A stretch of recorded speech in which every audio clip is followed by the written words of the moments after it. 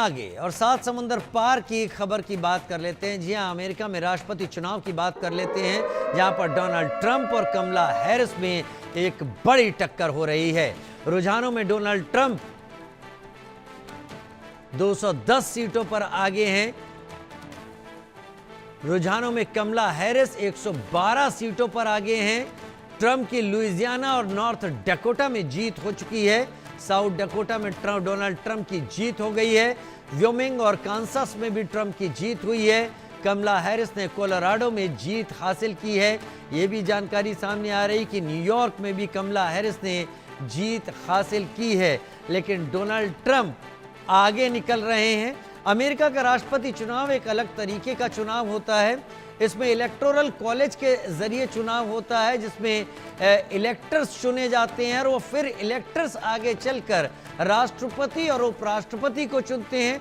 कुछ 538 लोगों का चुनाव जनता करती है। यहाँ पर 17 करोड़ कुल मतदाता हैं। आप याद रखिए, अमेरिका में जो आम जनता है जो इलेक्टोरल कॉलेजेस के लिए मतदान करती है, उसके बाद वहां पर आगे इलेक्टर्स जो चुने जाते हैं, फिर वो राष्ट्रपति और उपराष्ट्रपति के लिए मतदान करते हैं।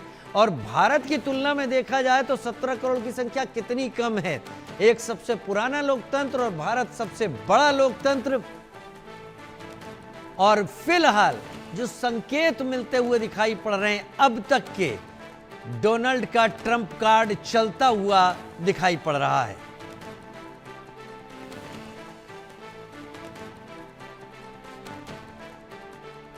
व्योमिंग और कांसास में ट्रंप की जीत हो चुकी है। ट्रंप लुइजियाना, नॉर्थ डकोटा में जीत चुके हैं। कमला हैरिस की कोलोराडो में जीत हो चुकी है।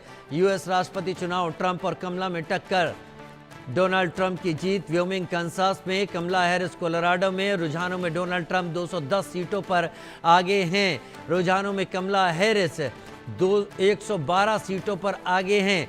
538 में से 270 की वो संख्या है जो हासिल करनी आवश्यक है।